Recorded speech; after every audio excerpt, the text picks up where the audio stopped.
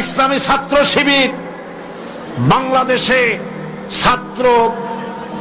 ছাত্র অঙ্গনে শিক্ষা প্রতিষ্ঠানে আল্লাহর এক নিয়ামত, আলহামদুলিল্লাহ বলেন। এই নিয়ামতের কাছে, ইসলামের কাছে আসতে না পারে সেজন্য বলা হয় মৌলবাদ আর সন্ত্রাস। শিবিরের কাছে আসতে না পারে সেই জন্য বলা হয় এরা হাত কাটে আর রক কাটে। আমি বলি এই কথাটা হলো একটা চালাকি কথা। হাত কাটা গলা কাটা এইটা সহজ না পেটের মধ্যে ছুরি মারা বা গুলি করে মারা সহজ? কোনটা সহজ? তো হাত কাটা আর গলা কাটা গুলি বলে কেন? হাত কাটতে কাটা কত বড় মুসিবত, তারে 4-5 জনের ঠাইসে ধরা লাগবে। তাছাড়া কেউ কি বলবে যে আসছেন যখন আপনি হাতটা কাটিয়ে দিয়ে যান, এরকম বলবে কেউ?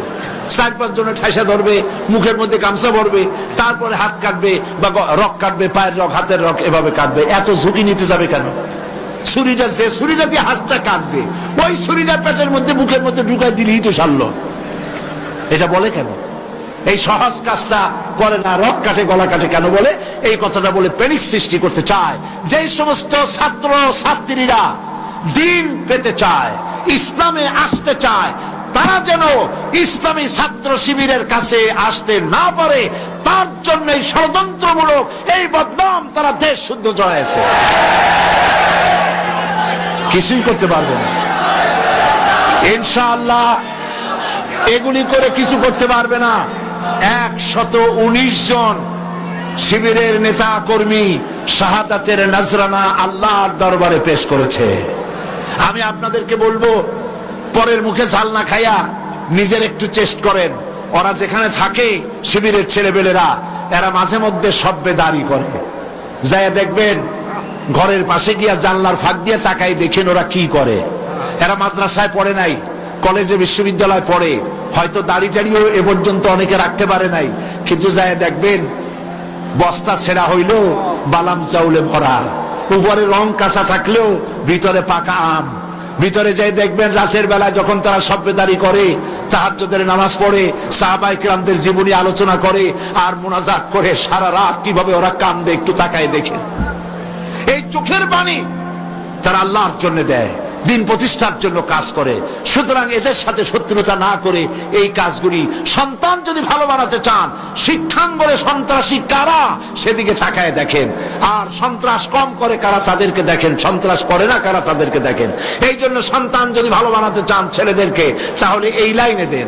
মেয়েদেরকে যদি ভালো বানাতে চান এই পরিবেশে ছাত্রী সংস্থার সাথে দিয়ে দেন। আল্লাহ পাক আপনার মেয়েকে ভালো পথে রাখবেন, ছেলেকেও ভালো পথে রাখবেন। আল্লাহ যেন তৌফিক দান করেন, বলেন আমিন।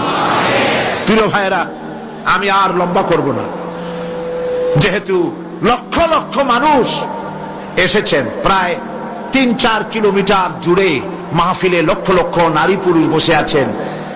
বেশি রাত করে ছাড়লে আপনাদের যেতে কষ্ট হবে, সেজন্য আমি আর লম্বা করতে চাই না। আমার শেষ কথা হচ্ছে এই যে আমরা যেন ইসলামের রাস্তায় থাকতে পারি সেজন্য আমাদেরকে সংগঠনভুক্ত হতে হবে। লা ইসলামা ইল্লা বিল জামাত, সংগঠন ছাড়া ইসলাম চলতে পারে না বলেছেন হযরতে ওমর রাদিয়াল্লাহু তাআলা আনহু। সেই জন্য একদিন তাফসীর শুনলে হবে না, 5 দিন তাফসীর শুনলে হবে না, তাফসীর পড়তে হবে। কি কি তাফসীর পড়বেন একটু পরে বলছি। আমি সকল ভাইদেরকে অনুরোধ করব আপনারা কোরআন শরীফ পড়ুন, হাদিস শরীফ পড়ুন। এই যে দেখেন বিশাল বই মেলা বসেছে, এই বইয়ের দোকানগুলিতে তাফসীর এসেছে। তাফহিমুল কোরআন বিশ্বজোড়া শ্রেষ্ঠ তাফসীর, আলহামদুলিল্লাহ বলেন। অনেক তাফসীর আছে, মারিফুল কোরআন, তাদাব্বুরুল কোরআন, তাফসীর আশ-শাফি, তাফসীর রুহুল মাআনি, বহুত তাফসীর আছে। যেই তাফসীরটা পড়লে পরে জীবনকে, ইসলামী আন্দোলনকে বোঝা যায়, ইসলামী আন্দোলন অনুযায়ী চলা যায়, তার নাম হলো তাফহিমুল কোরআন। নাম কি বলেন? সেই তাফহিমুল কোরআন এখানে পাওয়া যাবে। আর একজন শহীদের লেখা তাফসীর, সৈয়দ কুতুব শহীদ রাহমাতুল্লাহ আলাইহি, আল্লাহ তাকে জান্নাতুল ফেরদাউস নসিব করুন, সবাই বলেন আমিন। ফি জিলালিল কোরআন তার তাফসীরের নাম। ফি জিলালিল কোরআন বর্তমান বিশ্বের অন্যতম শ্রেষ্ঠ তাফসীর দোকানগুলিতে পাওয়া যাবে। তাফসীর খরিদ করুন, পড়াশোনা করুন, ইসলামকে জানুন, কোরআনকে জানুন, হাদিসকে জানুন এবং দিন নিজের জীবনকে সমৃদ্ধ করুন। আমরা মুনাজাতের দিকে এগিয়ে যাচ্ছি। মুনাজাতের জন্য যত মানুষ যিনি যেখানে দাঁড়িয়ে আছেন সব এক মুহূর্তের মধ্যে বসে পড়বে। সুসংবাদ আপনাদের জন্য, আজকের তাফসীরুল কোরআন মাহফিলে 14 জন পুরুষ, 5 জন মহিলা, মোট 19 জন ইসলাম কবুল করার জন্য এসেছেন।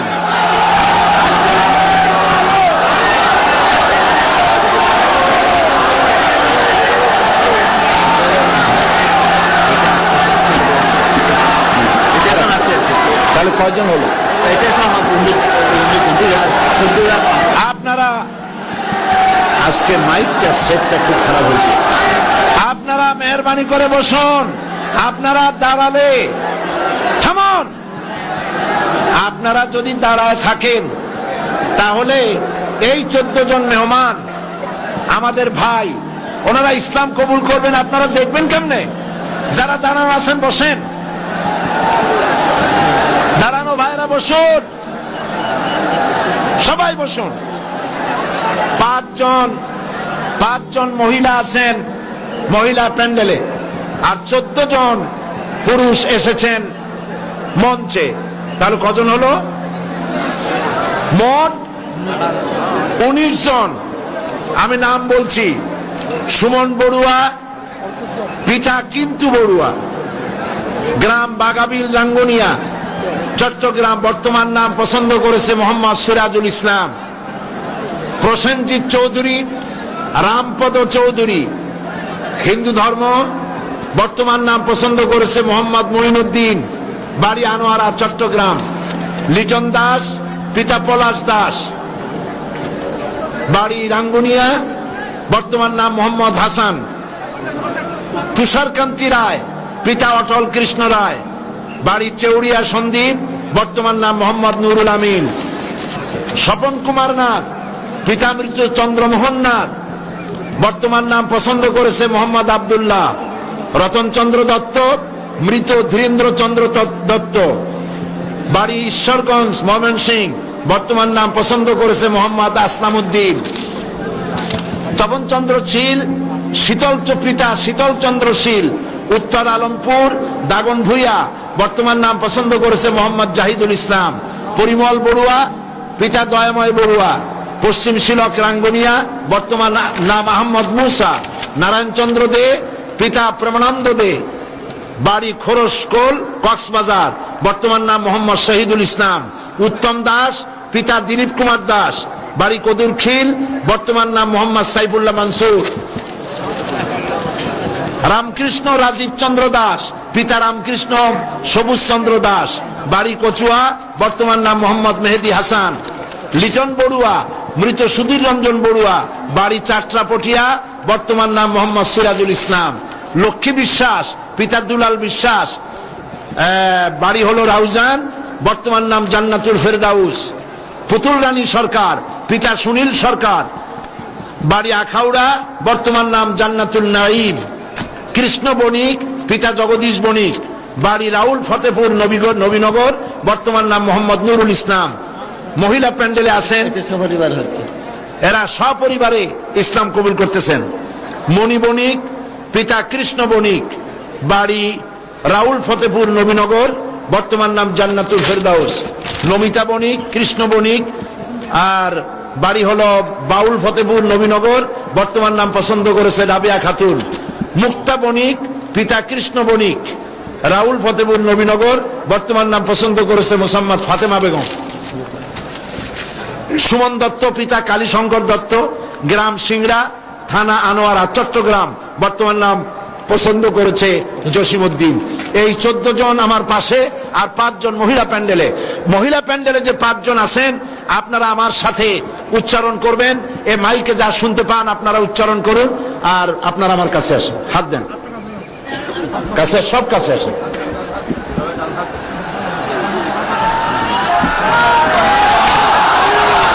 লা ইলাহা ইল্লাল্লাহু মুহাম্মাদুর রাসূলুল্লাহ। আল্লাহ ছাড়া কোনো ইলাহ নাই, মাবুদ নাই। মুহাম্মদ সাল্লাল্লাহু আলাইহি ওয়াসাল্লাম আল্লাহর রাসূল। আশহাদু আন লা ইলাহা ইল্লাল্লাহু ওয়াহদাহু লা শারীকা লাহু ওয়া আশহাদু আন্না মুহাম্মাদান আবদুহু ওয়া রাসূলুহু।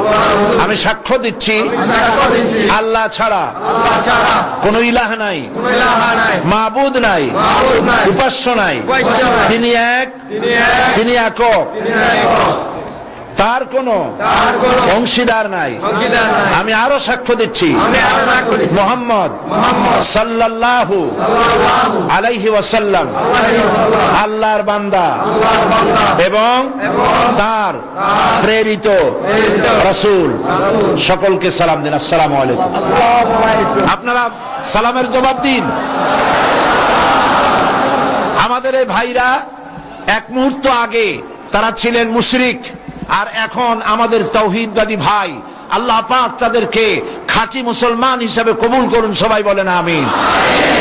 আমি রেওয়াজ অনুযায়ী প্রতিদিন যারা ইসলাম কবুল করেন তাদের সঙ্গে আমি আলিঙ্গন করি, কোলাকুলি করি। আমি মুনাজাতের পরেই এটা করব ইনশাআল্লাহ। এখন বসুন। মা বোনদের জন্য আপনারা দোয়া করবেন যারা ইসলাম কবুল করেছেন। পুস্তক লাইব্রেরিগুলিতে আপনারা যাবেন, ওখানে আপনারা বইপত্র পাবেন, হাদিসের বই, তাফসীর। আমি বলেছি ওর মধ্যে একখানা বই আছে অধ্যাপক মফিজুর রহমান সাহেবের দাওয়াতে দ্বীন, যে কথা আগেও বলেছিলাম আপনারা নেবেন। এবং আমাদের মুরব্বী, ইসলামী আন্দোলনের অবিসংবাদিত নেতা অধ্যাপক গোলাম আজম, আল্লাহ তার হায়াত দারাজ করুন, সবাই বলেন আমিন। তিনি আমাদের সকলের মুরব্বী। তিনি অনেক বই লিখেছেন, তার মধ্যে একটি বই এসেছে, এখানে আরো আছে, একটা বই এসেছে। তিনি আপনারা দেখেছেন পত্রিকায়, জীবনে যা দেখলাম, সে বইটি এই জীবনে যা দেখলাম। অধ্যাপক গোলাম আজমের জীবন হলো কালারফুল লাইফ, বর্ণাঢ্য জীবন। এটা অন্তত 8-10 খণ্ড হতে পারে। প্রথম খণ্ড বাজারে এসেছে, আপনারা তা খরিদ করবেন, জ্ঞানের অনেক কিছু পাবেন। আর সর্বশেষ তাফসীর সূরা ফাতিহার তাফসীরের কথা আমি আপনাদের সামনে আরজ করেছিলাম। সূরা ফাতিহার বাংলাদেশের বাংলা ভাষায় সর্ববৃহৎ তাফসীর, 480 পৃষ্ঠার তাফসীর, যেটা এইখানে আমি 1995 সনে তাফসীর করেছিলাম। এবং 45 জন হিন্দু খ্রিস্টান এই মঞ্চে সূরা ফাতিহার তাফসীর শুনে মুসলমান হয়ে গিয়েছিলেন। সেই তাফসীর ক্যাসেট থেকে তুলে বই করা হয়েছে, তারা নাম রেখেছে তাফসীরে সাঈদী। সূরা ফাতিহার সুবিশাল এই তাফসীর পাওয়া যাবে প্রত্যেকটি দোকানে। আপনারা দোকান থেকে তাফসীরগুলি গ্রহণ করবেন। আমি এই বিশাল মাহফিলের পক্ষ থেকে আমাদের মুরব্বী, আমাদের সকলের মুরব্বী, ইসলামী আন্দোলনের অবিসংবাদিত নেতা জনাব অধ্যাপক গোলাম আজম সাহেবকে এই তাফসীরখানা আমি উপহার দিচ্ছি।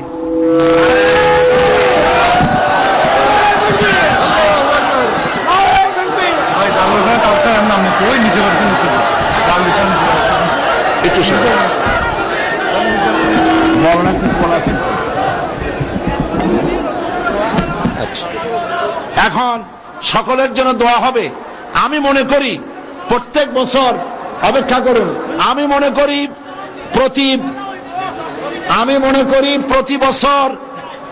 প্রতি বছর আমি মোনাজাত করে থাকি।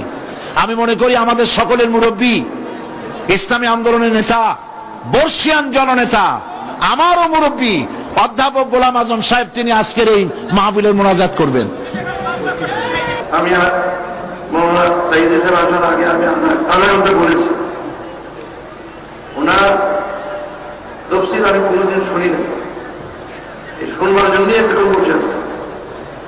আর ওনার মোনাজাতও আমি করে সুযোগ পাইনি। আজকে মোনাজাত শুনবার জন্যই আমি এতটুকু দিয়ে বসে আছি। নিজে আমাকে দোয়া করতে বলছেন, সেটা আমি ওনাকে উজ্জ্ব করার অনুরোধ করছি। উনি দোয়া করবেন, আমি সঙ্গে শরীর থাকি। আসসালাম।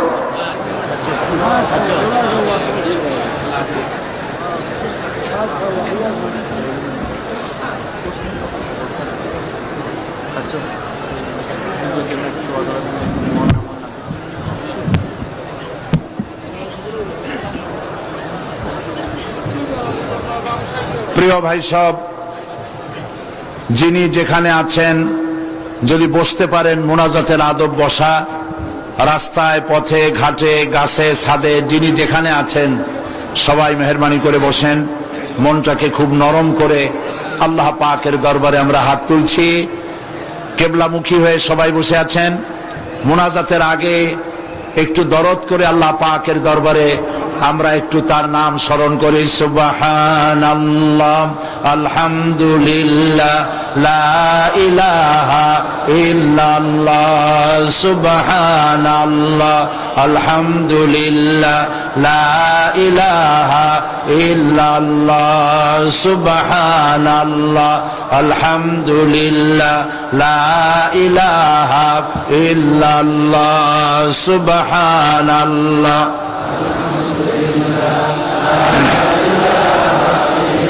সুবহানাল্লাহ, আলহামদুলিল্লাহ, লা ইলাহা ইল্লাল্লাহ, সুবহানাল্লাহ।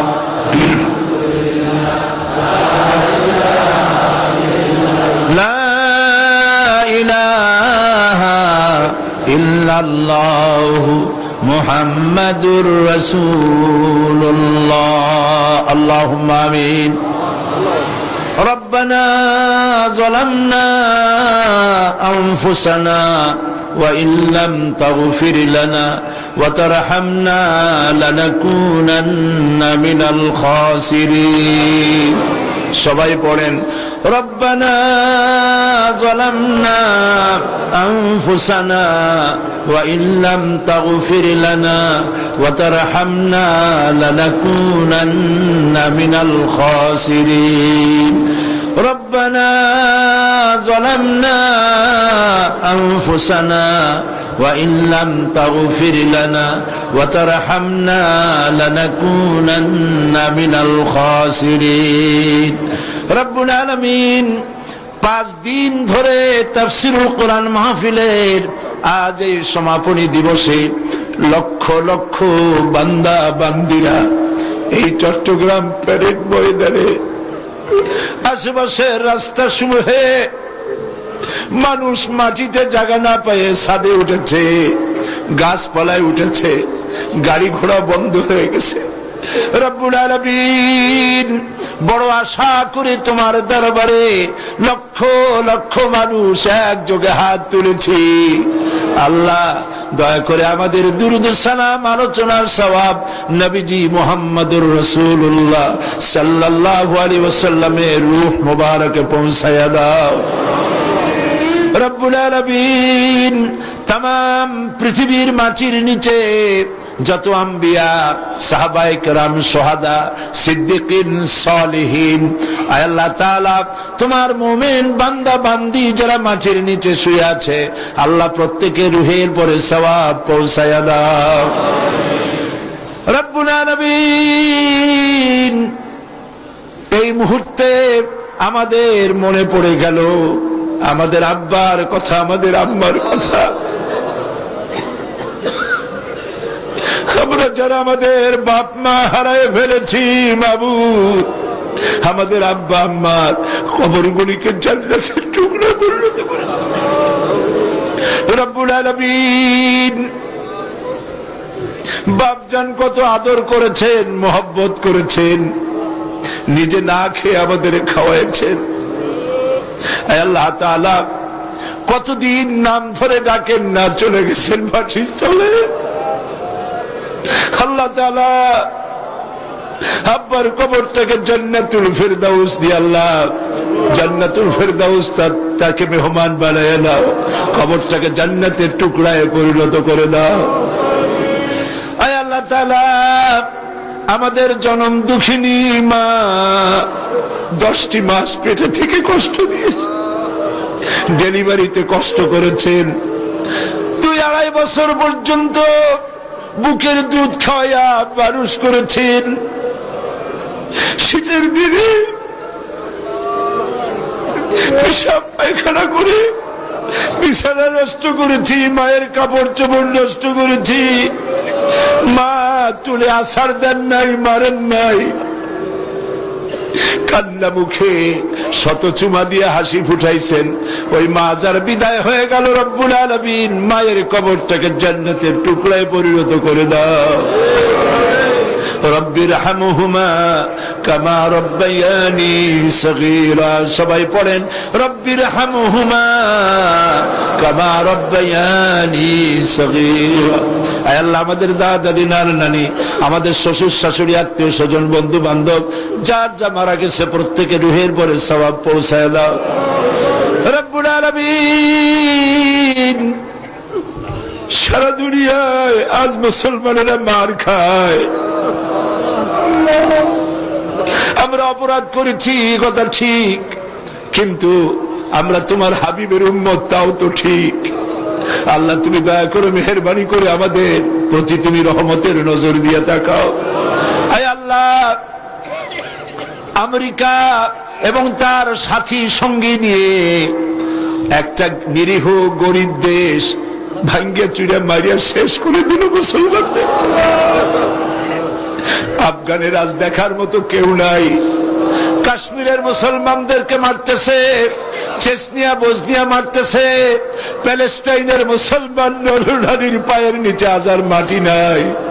আল্লাহ, তুমি দয়া করে মেহেরবানি করে মুসলমানদের উপরে রহমত নাজিল করো। আয় আল্লাহ তাআলা, তুমি আবার আমাদের দিকে রহমতের নজর নিয়ে তাকাও। মুসলমানদের হামি ও নাসির তুমি হয়ে যাও রব্বুল আলামিন। লক্ষ লক্ষ মানুষ কোরআনের মাহফিলে মোনাজাত কবুল হবে বলে আশা নিয়ে এসেছে। আমরা গুনাহগার, গুনাহ করে করে জীবনটাকে নষ্ট করে ফেলেছি। আল্লাহ, জেনেও করেছি, না জেনেও করেছি, বুঝেও করেছি, না বুঝেও করেছি। যত গুনাহ করেছি তোমার কাছে মাপ চাই বাবা। আয় আল্লাহ তাআলা, তোমার হাবিব বলেছেন 3000 বছর বসে 3000 বছর ধরে তুমি জাহান্নামের আগুন উত্তপ্ত করেছো মাবুদ। রক্ত মাংসের শরীর নিয়ে আমরা আগুনে জ্বলতে পারবো না। জাহান্নামের আগুন আমাদের জন্য হারাম বানাইয়া দাও আল্লাহ, জাহান্নামের আগুন আমাদের জন্য হারাম বানাইয়া দাও রব্বুল আলামিন। আরশে আজিম থেকে চট্টগ্রামের এই ময়দানের দিকে তাকাও।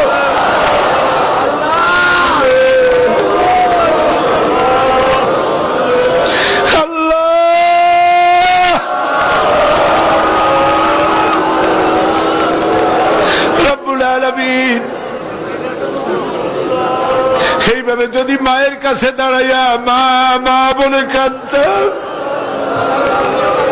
বাপের সামনে দাঁড়াইয়া আব্বা আব্বা বলে কাঁদতাম, এমন মা, এমন নিষ্ঠুর মার বাবা নাই যে কোলে না নিয়ে পারত।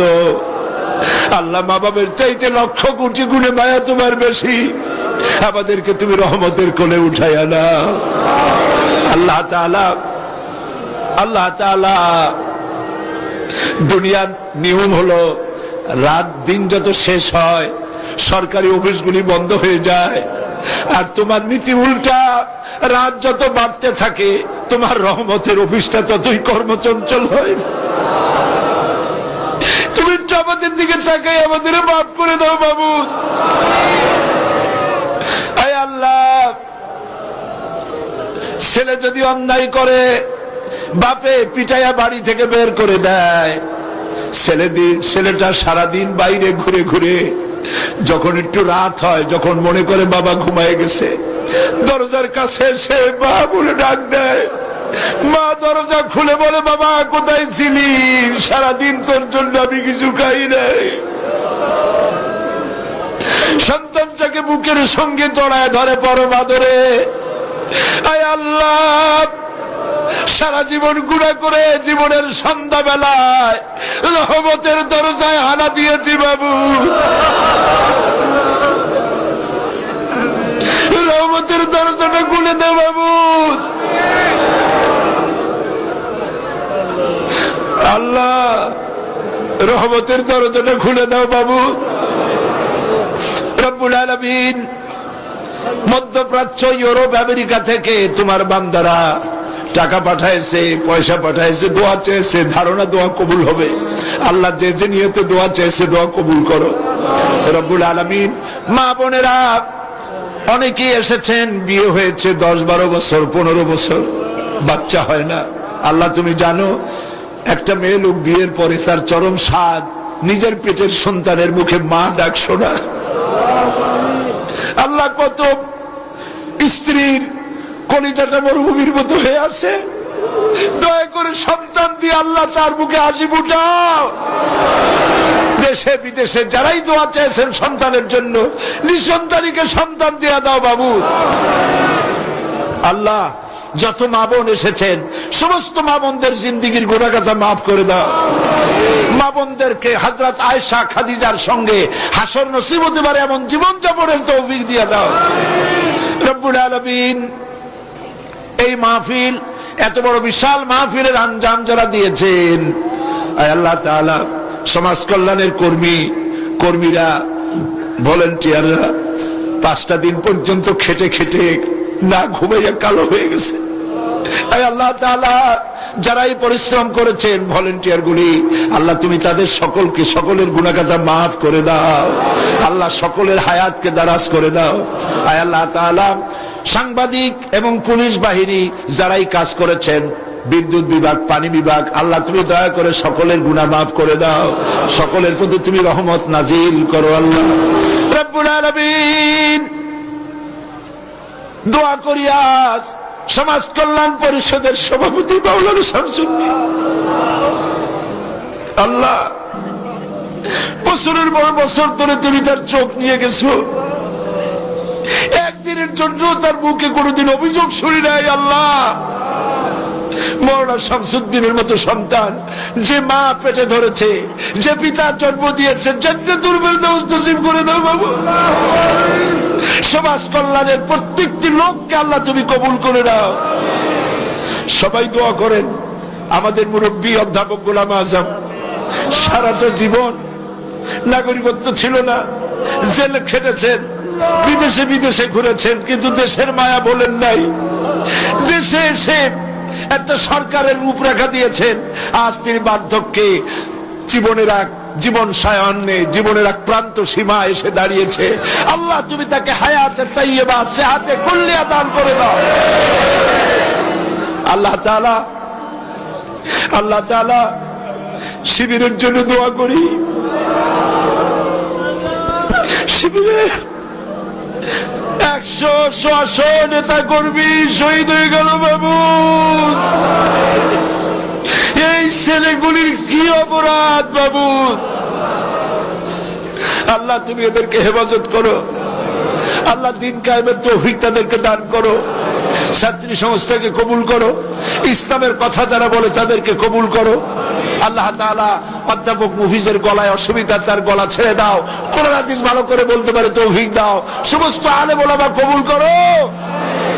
আল্লাহ এই মাহফিলে রৌনক বক্স মেহমান ছিলেন বাইতুল শরীফের পীর মাওলানা আব্দুল জব্বার। কত পীর দেখেছি, তিনি আলেম ছিলেন, মুত্তাকি ছিলেন। আল্লাহ তার কবরটাকে জান্নাতের নূর দিয়ে ভরে দাও। আব্দুল আহাদ আল মাদানী আওলাদে রাসূলের কবরে তার রূহের পরে সওয়াব পৌঁছায় দাও। মাওলানা সিদ্দিক আজাদ, তার রূহের পরে সওয়াব পৌঁছায় দাও। গারাঙ্গিয়া পীর সাহেবের রূহের পরে সওয়াব পৌঁছায় দাও।